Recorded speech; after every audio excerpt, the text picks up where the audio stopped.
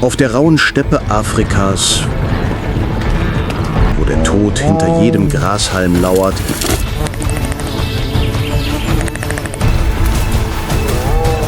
fliehen die Kappbüffel nicht, sondern kämpfen, um zu überleben, um zu beschützen und damit niemand zurückbleibt.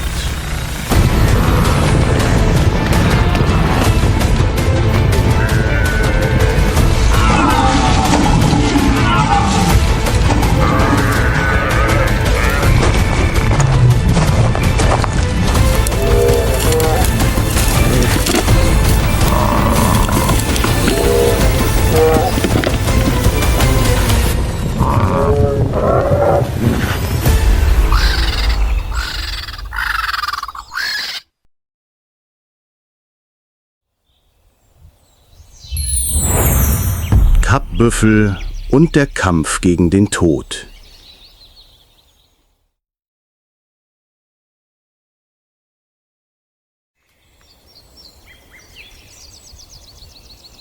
Wenn die ersten Sonnenstrahlen die Steppe im Süden Afrikas in goldenes Licht tauchen, erwacht das Leben.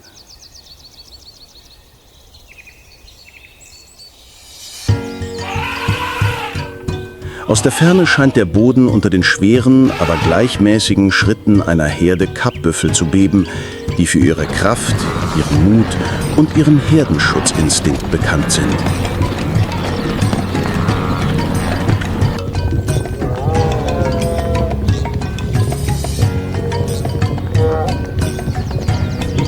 Inmitten der weiten Felder wirken die Kappbüffel gelassen, aber nicht selbstgefällig.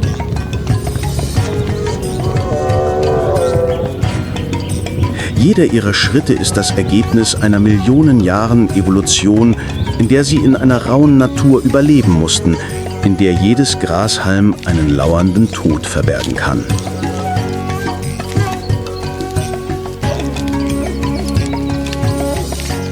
Kappbüffel, Synkeros kaffer, gehören zu den größten Huftieren Afrikas.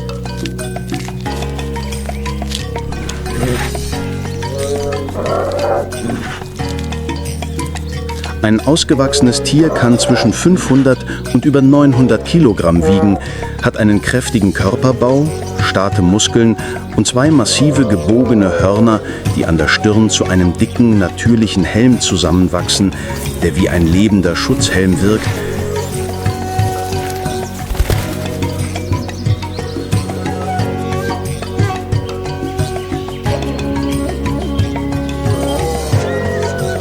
Sie leben in großen Herden, sind sozial organisiert und sehr solidarisch.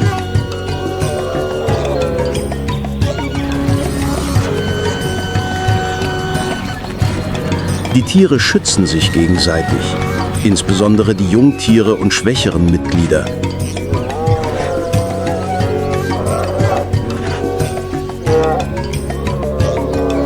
Die männlichen Kaffernkühe übernehmen meist die Wache am Rand der Herde, während die weiblichen Tiere in der Mitte für die Jungen sorgen.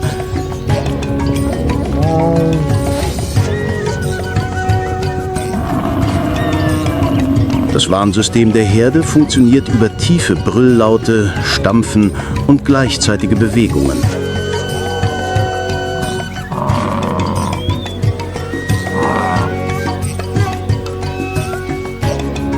Mittags hält die Herde an einer schlammigen Stelle an, um sich auszuruhen und abzukühlen. Einige Tiere wälzen sich im Schlamm, um der Hitze und den Parasiten zu trotzen. Die Jungtiere tummeln sich um ihre Mütter, reiben sich mit ihren weichen Hörnern aneinander und geben neugierige Laute von sich, um die Welt zu erkunden.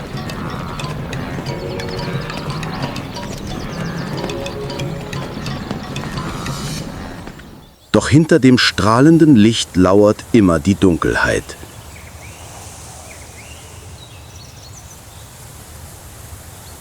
Aus dem hohen Gras am Waldrand nähern sich eine Gruppe professioneller Jägerinnen, die Löwinnen.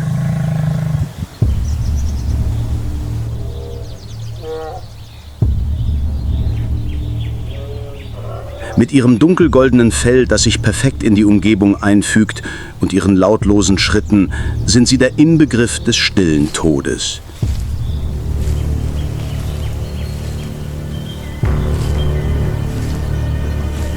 Ein junger Büffel ist unachtsam und bleibt hinter der Herde zurück.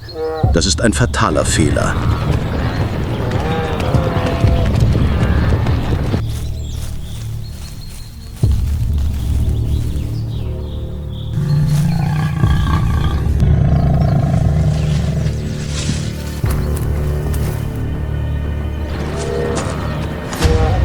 Eine Löwin schießt wie ein Pfeil hervor. Mit einem kräftigen Sprung reißt sie das junge Rind zu Boden und krallt sich mit ihren scharfen Krallen an ihrer Beute fest. Ein schrecklicher Schrei zerreißt die Stille. Doch die Jagd verläuft nicht nach dem üblichen Drehbuch der Raubtiere. Ein donnerndes Brüllen erschüttert die Herde, laut und heftig, und nähert sich mit erstaunlicher Geschwindigkeit.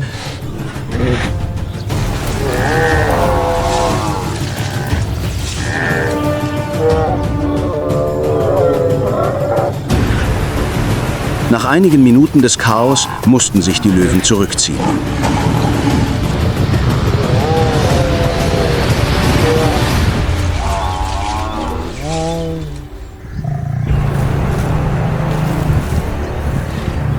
Der Anführer der Büffel stand allein auf dem Schlachtfeld. Schlamm spritzte von seinen Hörnern, seine Augen funkelten wachsam und herausfordernd.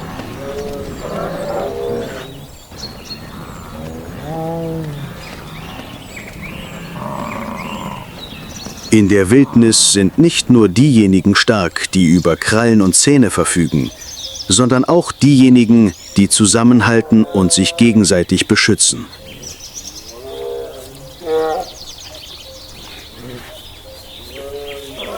Und die Kap-Kuh-Herde hat dies mit ihrem Blut, ihrem Mut und einer unumstößlichen Wahrheit bewiesen. Niemand wird zurückgelassen.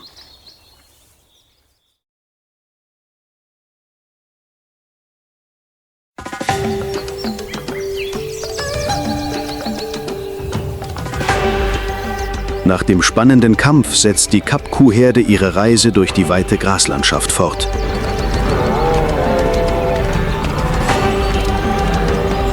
Aber sie ist nicht allein. In der Weite der Steppe existiert Leben in vielfältigen, spektakulären und interaktiven Formen.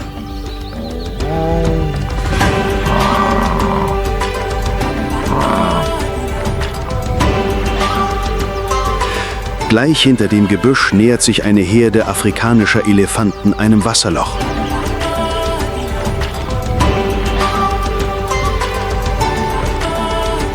Die riesigen, ausgewachsenen Elefanten gehen voran und benutzen ihre langen Rüssel nicht nur zum Trinken, sondern auch zur Kommunikation, zum Spielen und zum Schutz ihrer Jungen.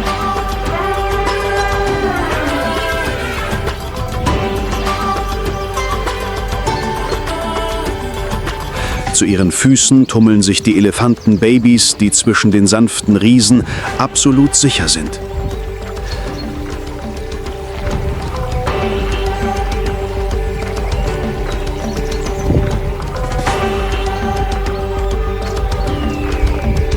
Die Elefanten an der Spitze der Herde schreiten langsam, aber sicher voran und hinterlassen tiefe Spuren im weichen Boden.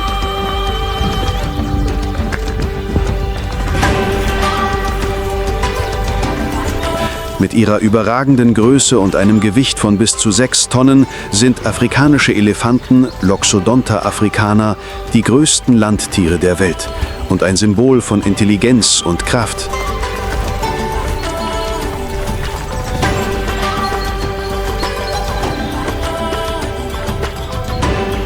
Im Gegensatz zu ihrem riesigen Aussehen verfügen sie über ein außergewöhnliches Gedächtnis und ein komplexes Sozialleben.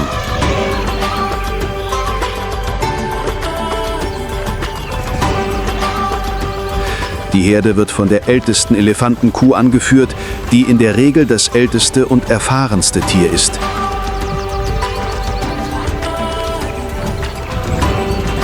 Sie ist die Anführerin, die über den Weg, die Wasserstelle und das Verhalten bei Gefahr entscheidet.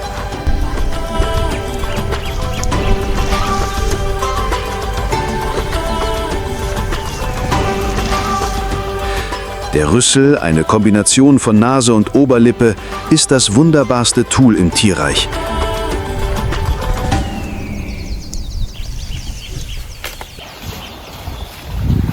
Elefanten benutzen ihn zum Trinken, zum Pflücken von Früchten, zur Kommunikation durch Berührungen und sogar zum Streicheln, um sich in Stresssituationen zu beruhigen.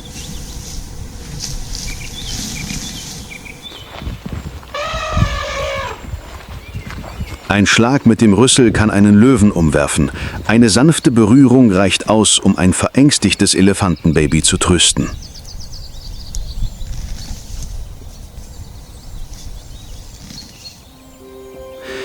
Afrikanische Elefanten sind sehr sensible und gefühlvolle Tiere. Wenn ein Mitglied der Herde stirbt, kehren die übrigen Tiere oft jahrelang an diesen Ort zurück und berühren die Knochen mit ihrem Rüssel als Zeichen der Ehrerbietung.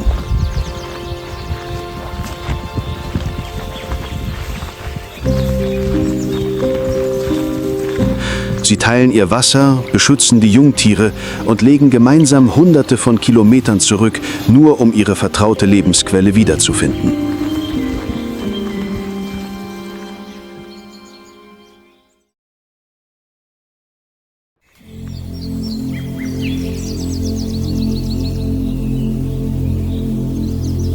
In der Ferne bewegen sich schwarz-weiße Streifen rhythmisch zwischen dem trockenen gelben Gras.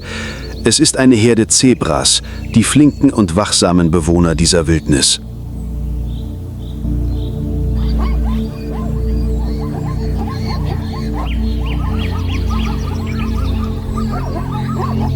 Jedes Tier hat ein einzigartiges Streifenmuster, das kein anderes Tier hat, ähnlich wie Fingerabdrücke bei Menschen.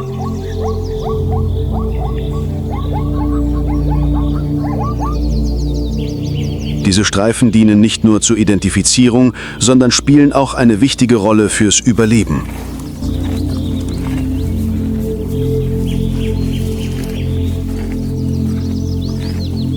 Sie machen es für Raubtiere schwieriger, ihr Ziel zu erkennen in einer dichten Herde, als würde ihr Sehvermögen durch einen optischen Täuschungseffekt getäuscht.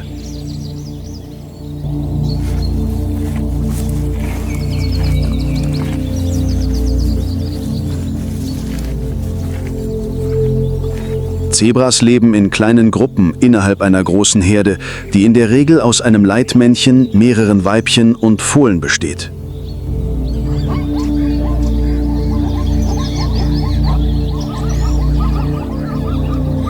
Die Beziehungen innerhalb der Herde sind sehr eng.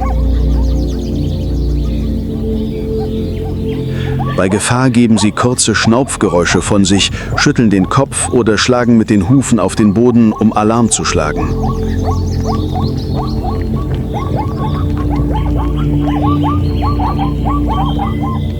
Wenn ein Tier angegriffen wird, rennt die Herde nicht sofort davon, sondern das Männchen dreht sich oft um und ist bereit, seine Artgenossin zu retten.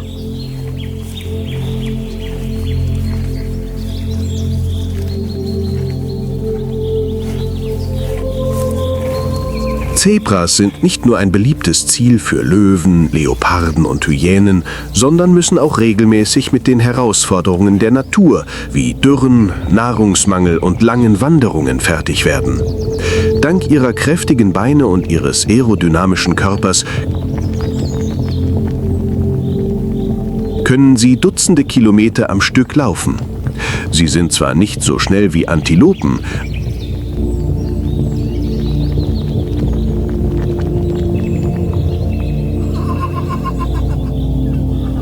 aber ausdauernder als alle anderen Tiere in ihrer Umgebung. Sie sind nicht die stärksten, aber Meister der Wachsamkeit und des Zusammenhaltes.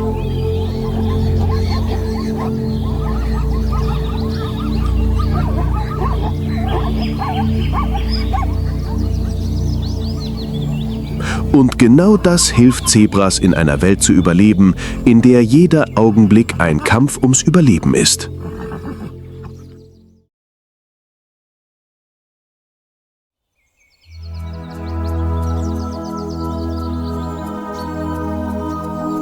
Am Rand der Grassteppe scheint der Boden unter den Schritten von Hunderten von Gnus zu beben.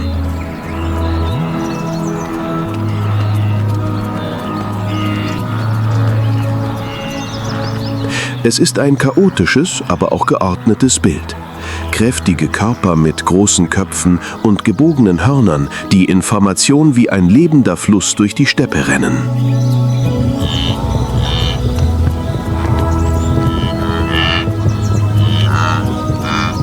Wilde Zebras sind Meister der Wanderung.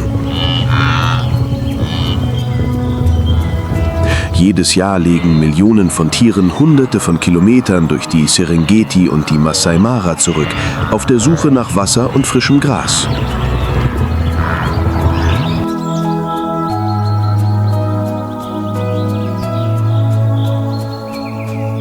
Dies gilt als eine der größten Wanderungen der Welt.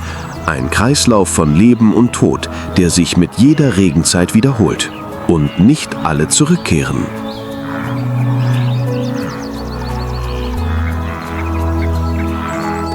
Sie sind extrem gesellige Grasfresser, die immer in Herden von mehreren Dutzend bis zu Tausenden von Tieren leben.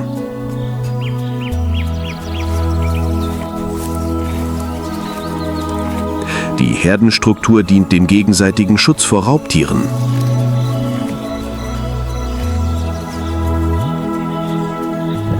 Bei Anzeichen von Gefahr ändert die gesamte Herde ihre Richtung und bewegt sich mit erstaunlicher Geschwindigkeit und Synchronität, sodass eine biologische Welle entsteht, die den Feind visuell und taktisch überwältigt.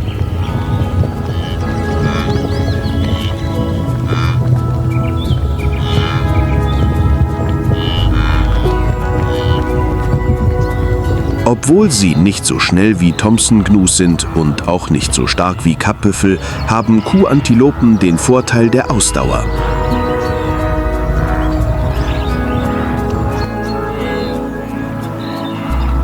Sie können stundenlang lange Strecken laufen, um Raubtieren auszuweichen und dabei manchmal Flüsse, Sümpfe und sogar brennende Grasflächen überqueren.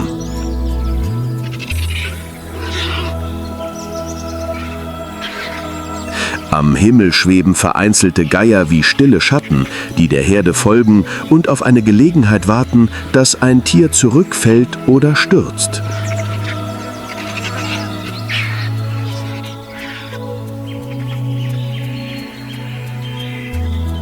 Aber im Moment hält die Herde der Hornantilopen ihre Formation und läuft weiter in Richtung des Horizonts, wo in der Ferne der erste Regen der Saison einsetzt.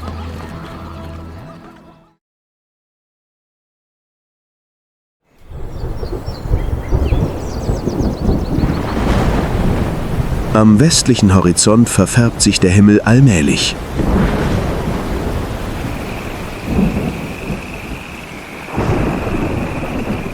Dunkle Wolken ziehen auf und bringen donnerndes Grollen über die Steppe.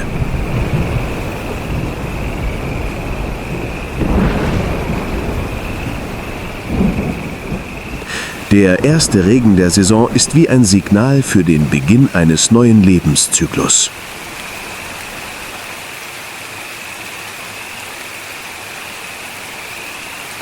Schwere Tropfen fallen auf den trockenen Boden und sickern tief in die zerklüfteten Risse der monatelang ausgetrockneten Erde.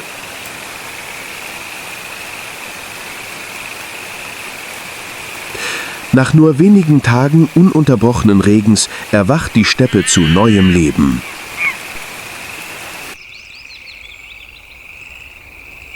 Aus der Erde sprießen zarte, noch schwache Grashalme, die jedoch voller Lebenskraft stecken.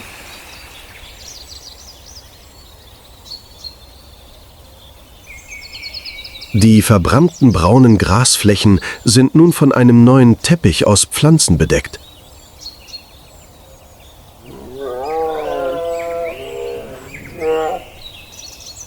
Sträucher treiben aus, kleine Tümpel füllen sich wieder und die Luft riecht nach feuchter Erde. Ein unverkennbares Zeichen der Wiedergeburt.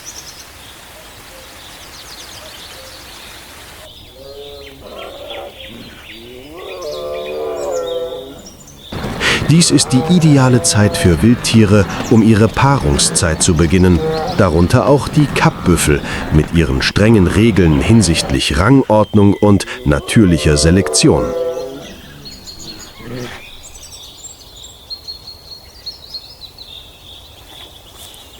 Die männlichen Kappbüffel treten in eine entscheidende Phase ein, in der es nicht mehr nur darum geht, sich gegen Raubtiere zu verteidigen, sondern um das Recht auf Paarung.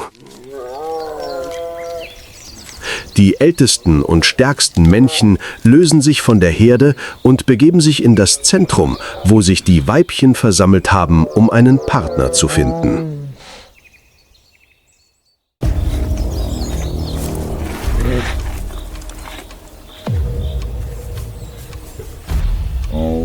Es gibt keine Begrüßungsrituale, es gibt keine Nachgiebigkeit. Zwei Männchen nähern sich einander, senken den Kopf und richten ihre Hörner aufeinander. Eine angespannte Stille legt sich über die Wiese. Dann Bäm! Ein Aufprall wie ein Hammerschlag auf den Boden.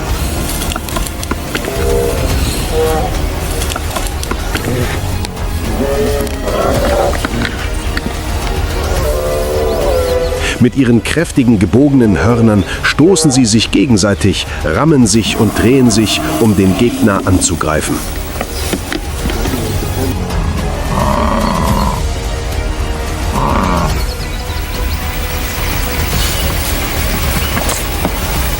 Erde und Steine fliegen durch die Luft, lautes Atmen und das Kratzen der Hufe hallt in der Luft.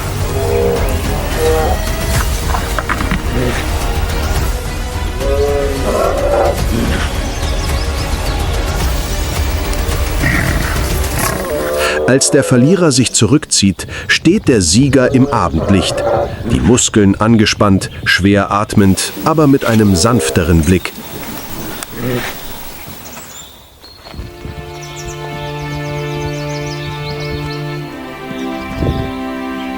Denn der Lohn liegt nicht im Kampf, sondern in der Möglichkeit, sich den Weibchen zu nähern. Die intelligenten und instinktgesteuerten Kühe wählen nicht zufällig.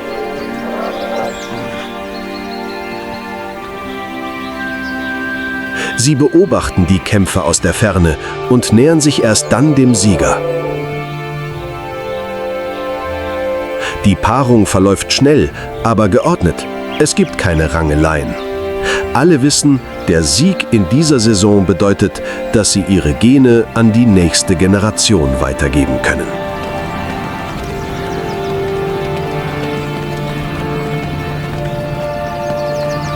Das ist nicht nur instinktives Verhalten, sondern ein heiliger Moment, der die Fortführung der Art besiegelt.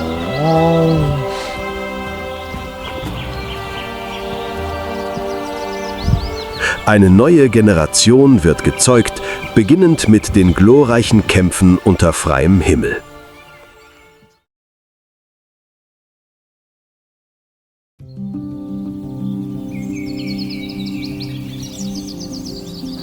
Die Zeit vergeht still zwischen den regelmäßigen Regenfällen der feuchten Jahreszeit.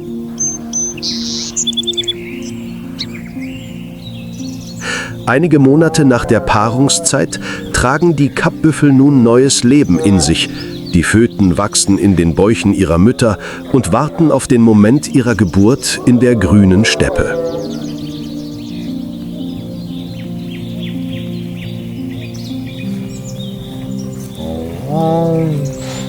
Eines nebligen Morgens, inmitten der von sanftem Sonnenlicht durchfluteten Wiese, trennt sich eine alte Büffelkuh von der Herde.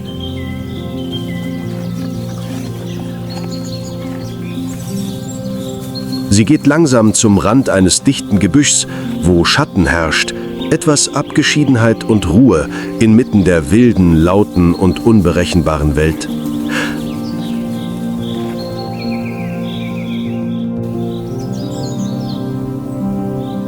Nach vielen Stunden voller Schmerzen, begleitet vom Rauschen des Windes und dem Geruch von feuchtem Gras, stößt ein junges Büffelkalb seinen ersten schwachen, aber lebensfrohen Schrei aus.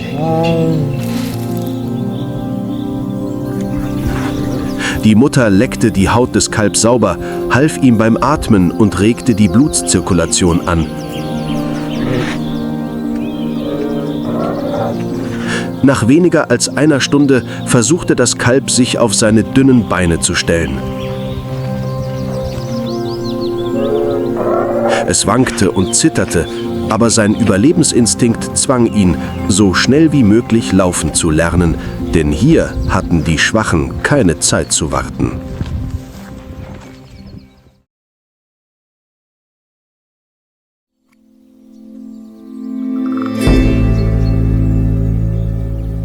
Einige Wochen vergingen und die Weide war voller Muttertiere mit ihren Kälbern.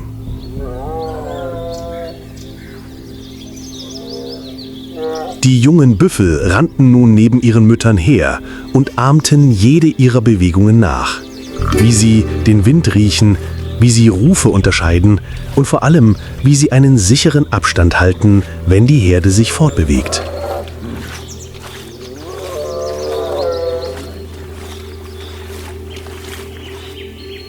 Sie sind die Zukunft der Herde, tragen das Blut der Überlebenden in sich, wurden aus der Kraft geboren und werden durch die mütterliche Liebe beschützt.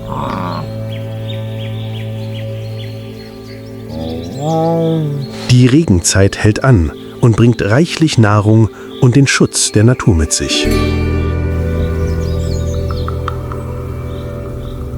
Aber für die Jungtiere ist diese Welt noch voller Gefahren. Und schon bald werden sie sich der Realität der Wildnis stellen müssen.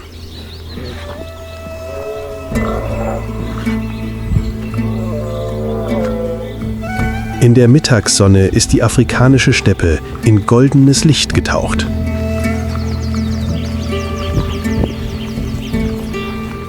Die Kapkyu-Herde ist über die saftig grünen Wiesen verstreut, ein Geschenk der Regenzeit, und gräst gemächlich. Jedes Tier bewegt sich langsam, das regelmäßige Kauen vermischt sich mit dem leisen Wind.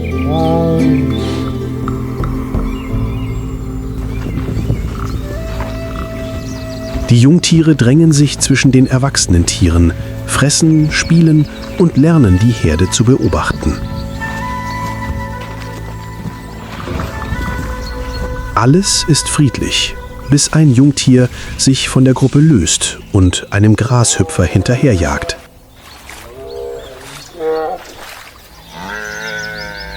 Es entfernt sich mehrere Dutzend Meter von der Herde und bemerkt nicht, dass es aus dem Schatten heraus beobachtet wird.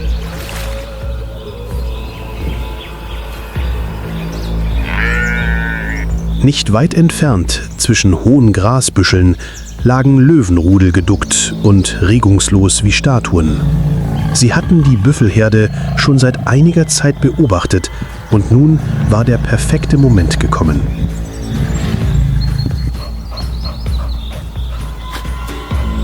Das Tageslicht warf die Schatten ihrer Beute deutlich auf den Boden. Nichts verdeckte sie.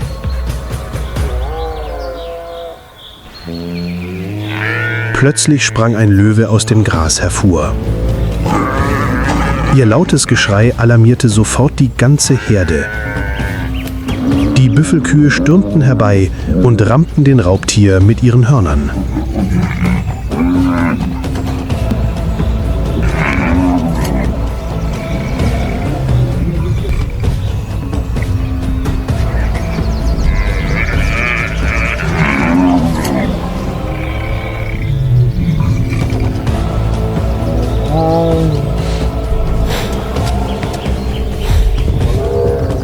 Gleich hinter ihnen folgte die Herde der ausgewachsenen Büffel, die wie eine Stahlwand den Löwen in die Flucht schlug.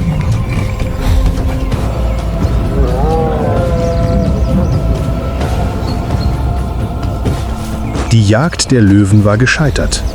Das Kalb war diesmal der Gefahr entkommen.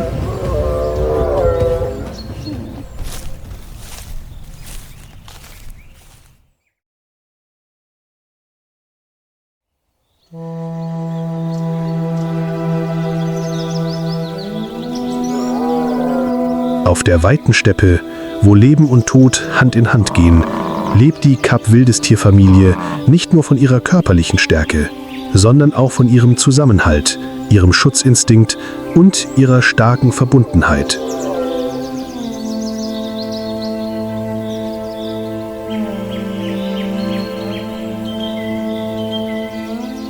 Sie sind nicht die schnellsten Tiere und haben auch keine scharfen Zähne und Krallen.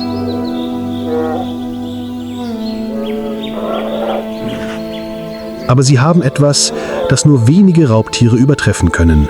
Einen unerschütterlichen Kampfgeist und einen Überlebenswillen, der von Generation zu Generation weitergegeben wird.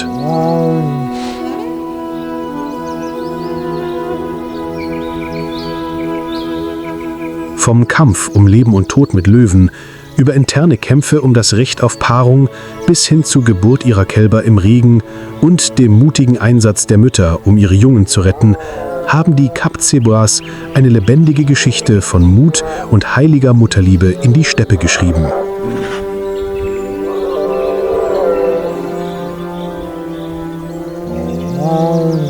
Und auch wenn vor ihnen noch viele Gefahren lauern, wird das Gras wieder wachsen, wird der Regen wieder kommen und werden die jungen Büffel unter dem Schutz ihrer Mütter und in der Geborgenheit der Herde weiter aufwachsen.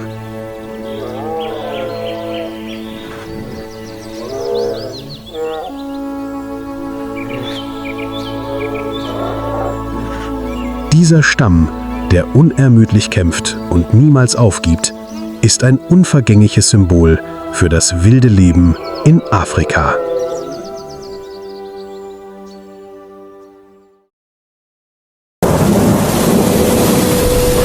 Eine Herde Gnus durchquert lautlos die trockene Savanne, ohne zu ahnen, dass eine Gruppe Geparden im Gebüsch lauert.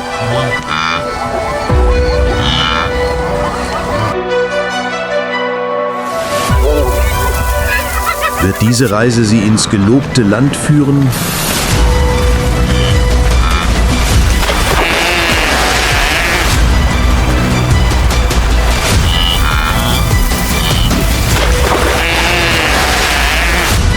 Oder in den Klauen der Raubtiere enden?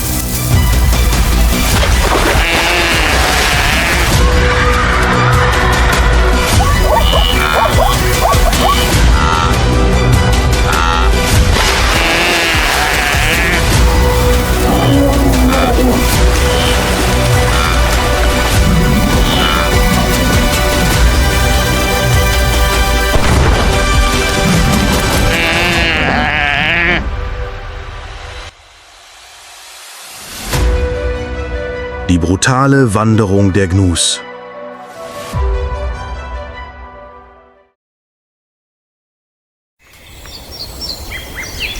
Wenn die ersten trockenen Winde über die Ebenen der Serengeti wehen, bringen sie nicht nur Staub mit sich, sondern läuten auch den Beginn einer der größten Naturwanderungen der Erde ein.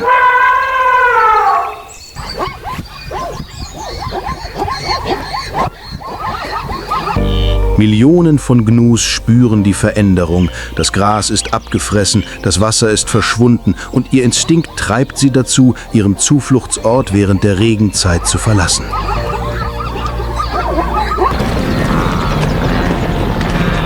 Es gibt keinen Anführer, der sie leitet, keine sichtbaren Zeichen.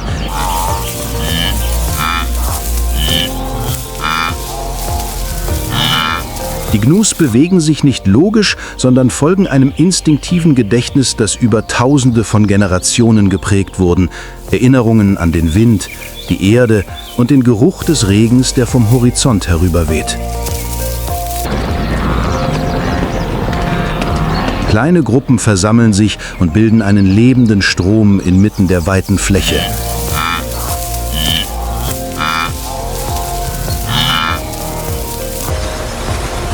Auf der rissigen Erde und unter der sengenden Sonne ziehen sie nach Norden in Richtung Masai Mara, dem gelobten Land, wo nach den ersten Regenfällen grünes Gras sprießt.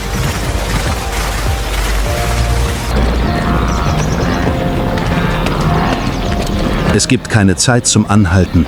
Mit jeder Stunde steigt die Temperatur.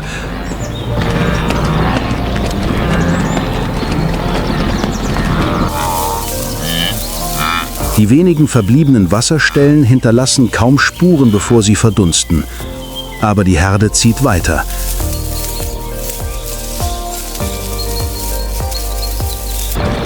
Denn weitergehen bedeutet Leben. Anhalten bedeutet den Tod wählen.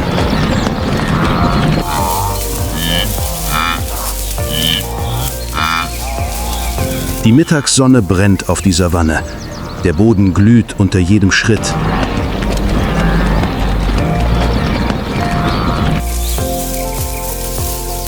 Die Herde zieht weiter und durchquert eine offene Fläche ohne Schatten und Schutz.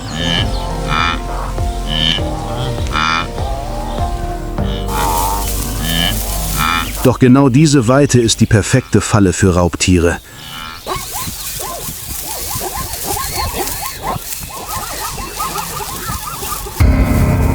Am Rande eines nahegelegenen Hügels wartet seit Tagesanbruch eine Gruppe Löwinnen im Schatten.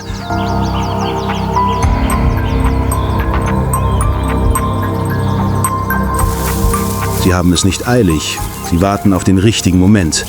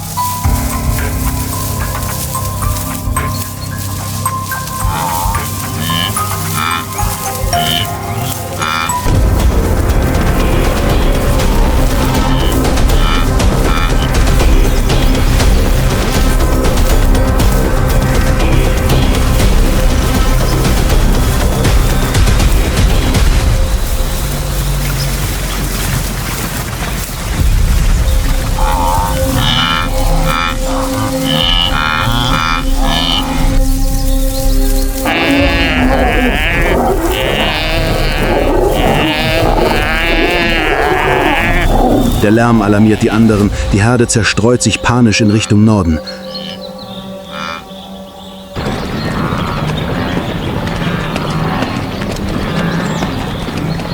Die Mütter umringen ihre Jungen, beschützen sie und drängen sie in die Mitte der Gruppe.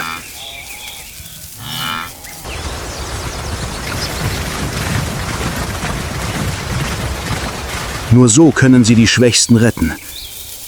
Die Löwinnen umringen ihre Beute und beginnen das Festmahl.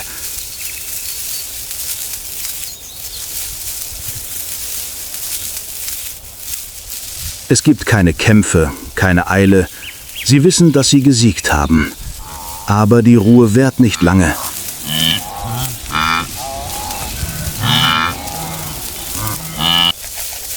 Ein paar Minuten später ertönen Schritte, Schreie aus dem nahegelegenen Wald.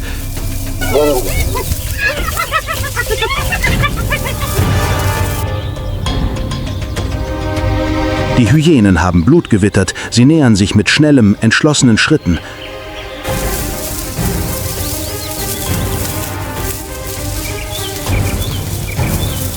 Eine Gruppe von 8 Tieren bildet einen Halbkreis und umzingelt das Kadaver.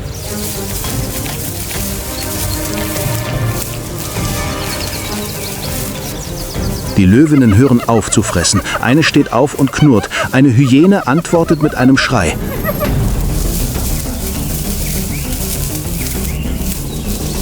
Die Konfrontation beginnt ohne Schläge, mit Verfolgung und Trotz.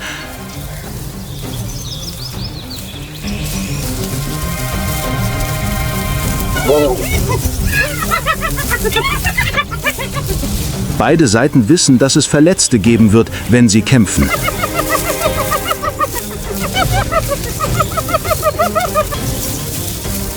Kurz darauf kommt eine weitere Gruppe Hyänen von der gegenüberliegenden Seite hinzu.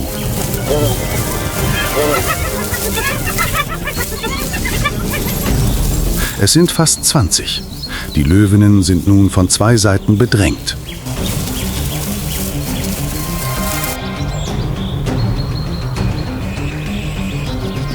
Die Hyänen greifen wie eine dunkle Welle an und stürzen sich mit ihrer charakteristischen Gier auf die Beute.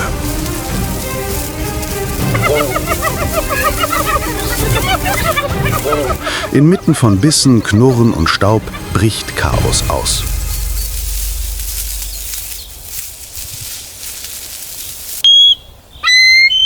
Über ihnen kreisen Geier und warten auf ihre Chance.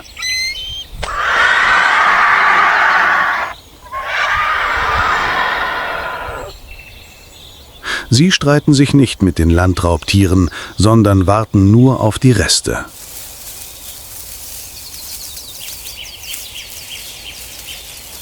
In der Natur wird nichts verschwendet.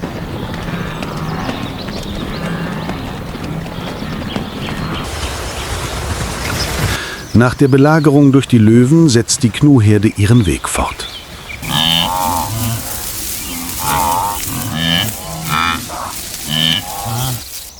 Vor ihnen liegt eine gemischte Landschaft aus spärlichen Graslandschaften und vereinzelten Wäldern, in der auch viele andere Tiere versuchen, diese lange Trockenzeit zu überleben.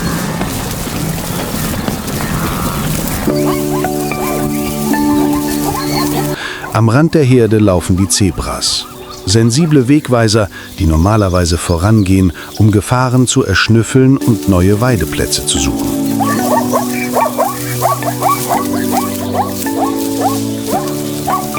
Mit ihrem charakteristischen schwarz-weißen Fell sind sie nicht nur leicht zu erkennen, sondern erschweren es auch Raubtieren, einzelne Tiere innerhalb der Gruppe zu unterscheiden.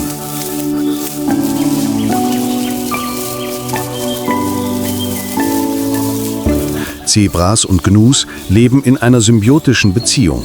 Die einen halten Ausschau, die anderen sorgen für zahlenmäßige Sicherheit. Sie beschützen sich gegenseitig.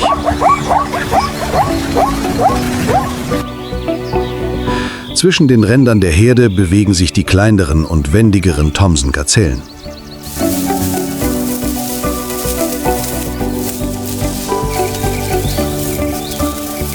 Sie erreichen auf kurzen Strecken Geschwindigkeiten von bis zu 80 Kilometern pro Stunde, sind aber leichte Beute, wenn sie sich von der Gruppe entfernen.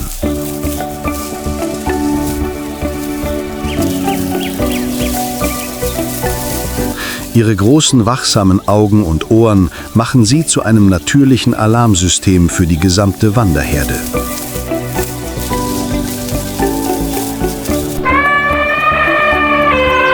Weiter entfernt bewegt sich eine Herde afrikanischer Elefanten in die entgegengesetzte Richtung, zu bewaldeten Gebieten mit Wasser.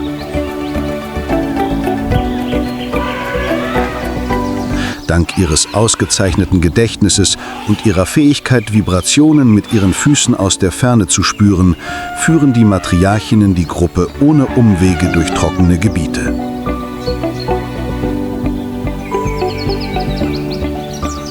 Die Elefanten bewegen sich langsam, aber entschlossen und bilden immer einen schützenden Kreis um ihre Jungen.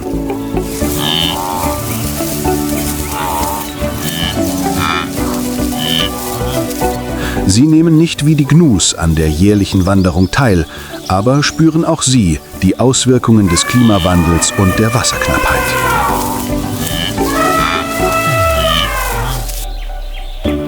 Im Himmel reiten Hunderte von weißen Störchen und Schwalben auf den warmen Luftströmungen.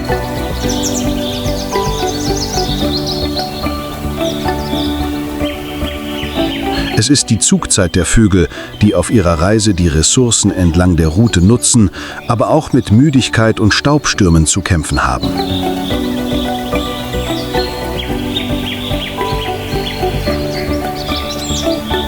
Die Jüngsten fliegen tiefer und nutzen die Luftströmungen von Landtieren, um Energie zu sparen.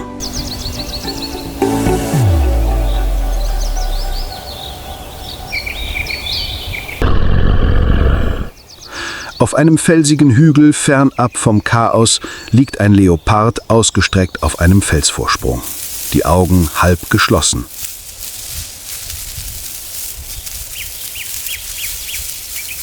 Er jagt nicht, er ist nicht an dem Geruch von Blut interessiert.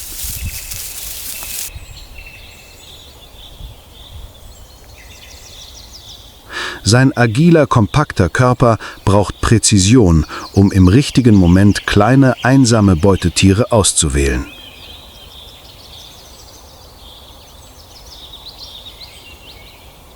Der Kampf um Aas zwischen Hyänen und Löwen ist nicht sein Schlachtfeld.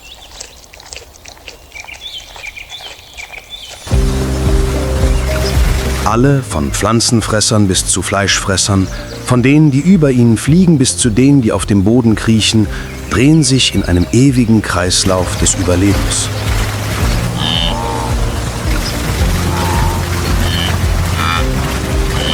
Die Wanderung der Gnus ist keine isolierte Geschichte. Sie ist ein Glied in einer riesigen natürlichen Kette, in der sich jede Spezies anpassen, kämpfen und vorankommen muss.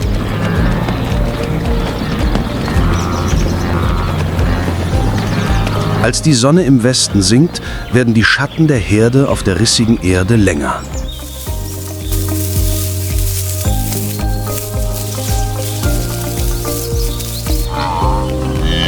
Die Begegnung mit den Löwen und Hyänen liegt nun hinter ihnen.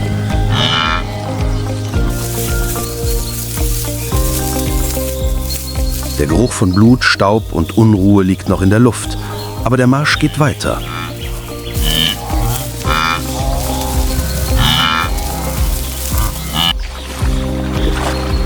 Er kann nicht aufhören, er wird nicht aufhören.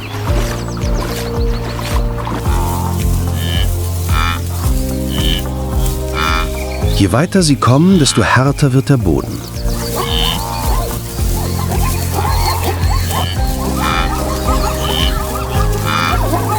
Die Vegetation ist spärlich und gibt den Blick auf eine große Senke frei, in der der Mara-Fluss stark fließt, wie eine Narbe auf der Oberfläche.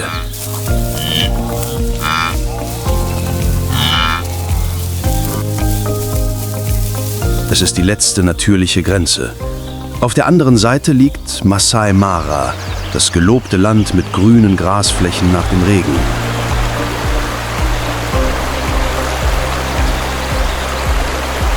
Aber zuerst gilt es, eine unerbittliche Herausforderung zu meistern. Die Anführer werden langsamer und schnüffeln in den Wind. Sie wissen, dass der Fluss nahe ist.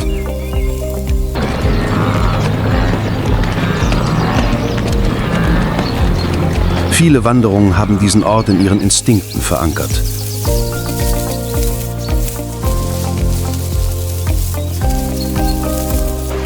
Der Geruch von Wasser, Schlamm und den Raubtieren, die unter der trüben Oberfläche lauern.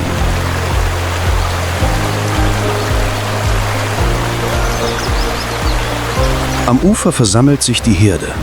Tausende von Körpern stehen Schulter an Schulter.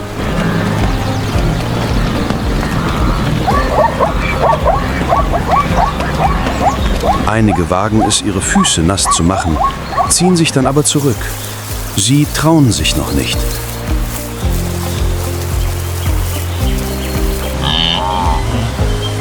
Das Blöken der Jungen klingt schrill und hastig.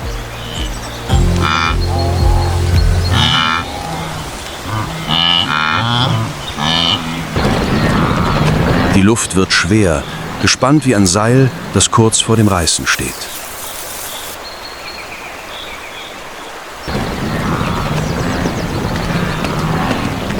Plötzlich springt ein großes Männchen ins Wasser. Es zögert nicht, schaut nicht zurück. Das ist das Signal.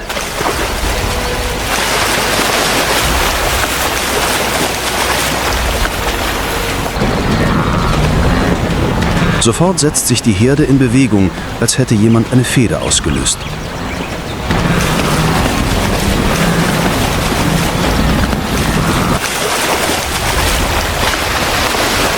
Hunderte stürmen den Abhang hinunter, trampeln auf Steinen, treten sich gegenseitig und werfen sich in den reißenden Fluss.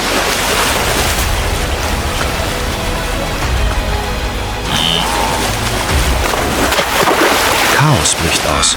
Das Wasser bricht auf.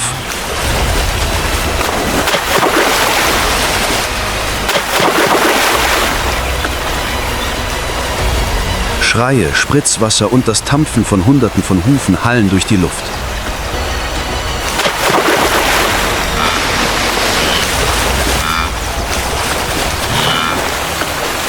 Im trüben Wasser beginnen Dauchsche Schatten zu bewegen.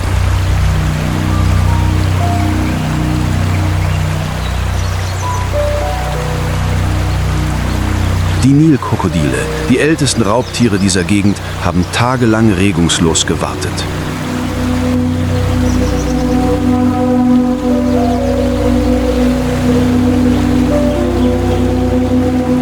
Mit ihrer schuppigen Haut, die wie eine Rüstung wirkt, ihren Körpern bis zu 5 Metern lang und einem der stärksten Bisse im Tierreich, haben sie es keine Eile.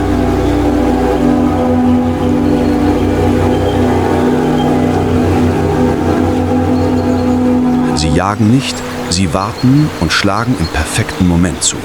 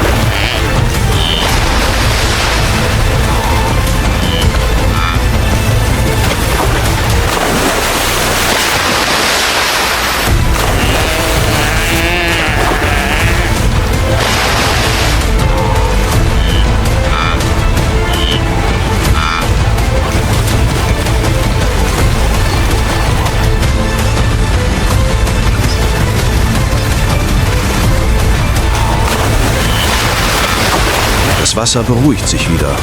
Nur ein stiller Strudel bleibt zurück. Die anderen schwimmen weiter.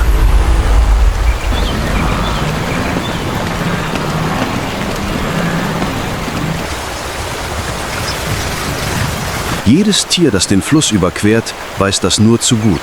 Wer zögert, wer zurückfällt, bezahlt mit seinem Leben.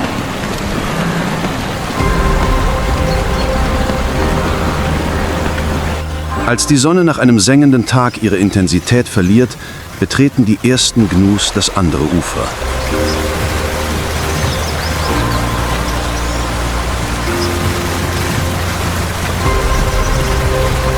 Ihre Beine sind mit Schlamm bedeckt, ihr Fell ist durchnässt, ihre Augen sind noch immer verängstigt, aber sie haben es geschafft.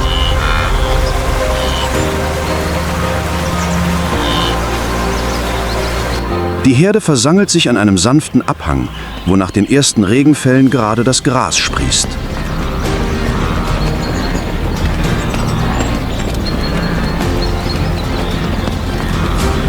Dies ist die Masai Mara, das fruchtbare Land im Süden Kenias, das vorübergehende Ziel für die kommenden Monate. Es gibt keinen tödlichen Fluss mehr, keine Verfolgung. Vorerst.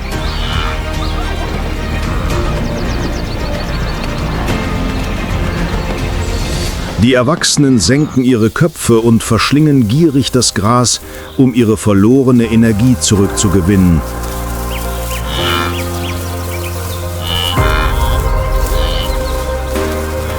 Die Jungen springen um ihre Mütter herum, ihre Beine zittern, aber sie beginnen, die lebenswichtigen Reflexe zu trainieren, die sie jeden Tag brauchen werden.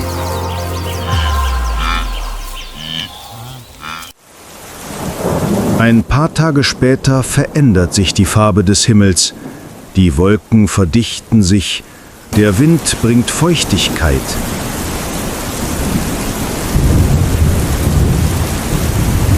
Und dann fällt der erste Regen auf die Masai Mara.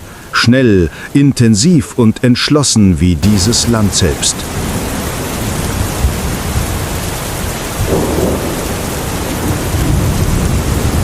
Grün breitet sich über die Ebene aus und baut den Teppich des Lebens wieder auf, der während der Reise zerstört wurde.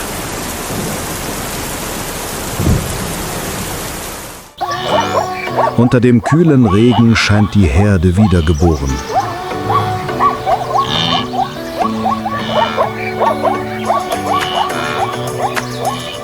Es gibt keine ängstlichen Schritte mehr, keine erschöpften Körper, nur Energie, Bewegung und den Beginn eines neuen Zyklus.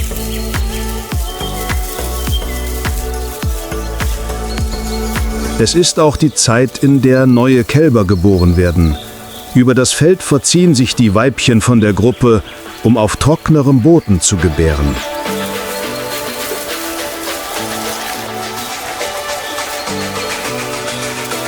In nur wenigen Tagen kommen Tausende zur Welt.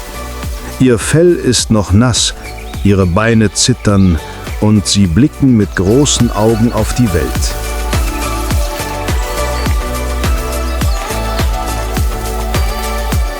Das Feld hallt wieder von neuen Geräuschen, Rufe der Mütter, Blöken der Kälber, kurze Grunzlaute der patrouillierenden Männchen.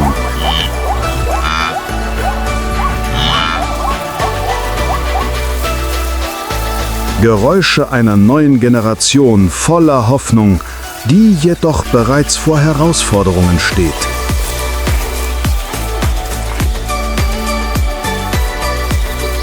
Unter dem grauen Himmel nach dem Regen durchbrechen Sonnenstrahlen die Wolken und beleuchten die wiedergeborene Herde.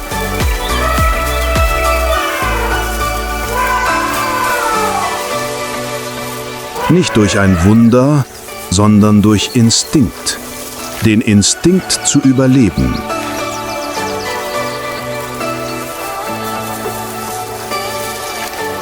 Unter den Tausenden von Kälbern gibt es eines, das kleiner und schwächer ist und vor weniger als 10 Minuten geboren wurde.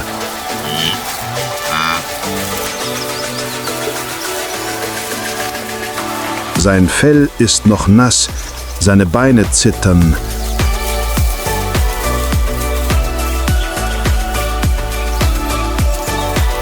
Seine Mutter kauert sich hin, reinigt es mit ihrer Zunge, tröstet es und drängt es aufzustehen.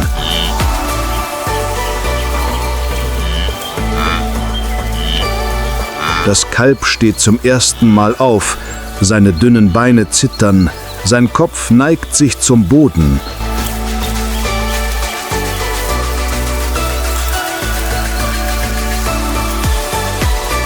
Aber mit einer instinktiven Anstrengung richtet es sich auf, macht ein paar Schritte, stolpert, fällt und steht wieder auf.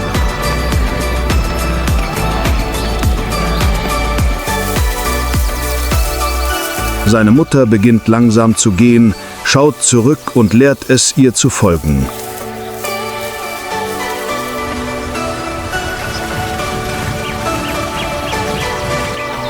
Ein paar Minuten später rennt es bereits eine kurze Strecke.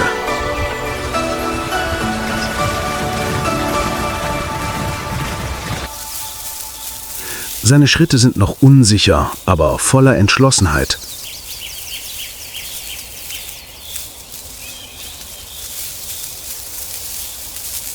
In diesem Moment entdeckt ein Rudel gefleckter Hyänen die Bewegung.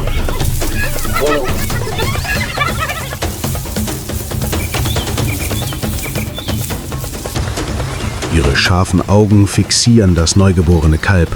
Ein perfektes Ziel.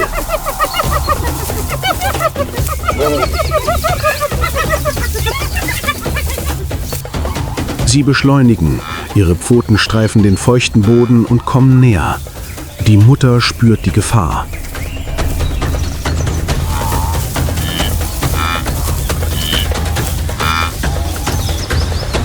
Sie brüllt laut, rennt los und versucht, das Rudel abzulenken.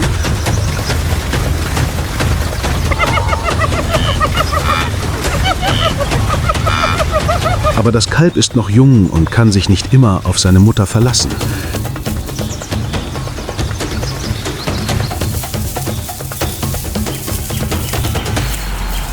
Es muss sich selbst retten. Dann setzt der Instinkt ein. Das Kalb beschleunigt plötzlich.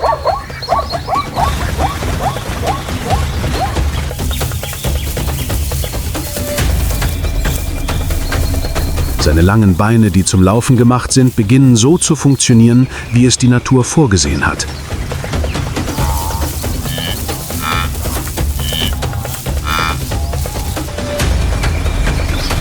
Es weicht den Büschen aus und ändert die Richtung. Die Hyänen sind nah, aber sie können es nicht einholen.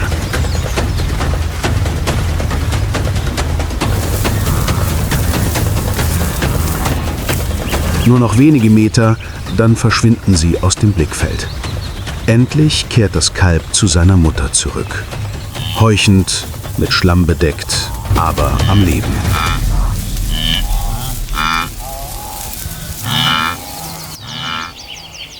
In der afrikanischen Savanne überlebt nicht jeder.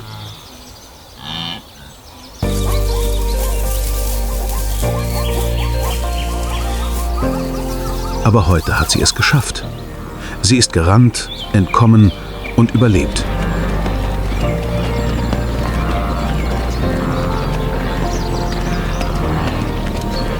Ihre erste Lektion im Leben, Rennen um zu überleben, hat sie nur wenige Minuten nach ihrer Geburt gelernt.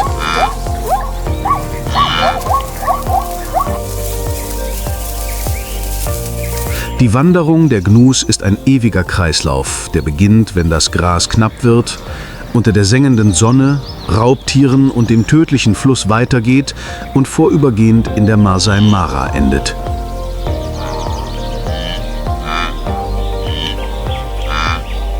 Nicht alle überleben, aber diejenigen, die es schaffen, sind die Hoffnung der Herde.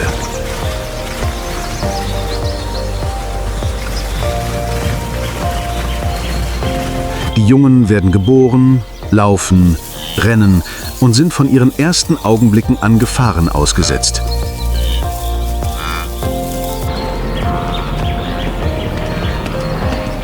Wenn die Trockenzeit zurückkehrt, wird sie wieder ihr Instinkt leiten. Die Herde wird nach Süden zurückkehren.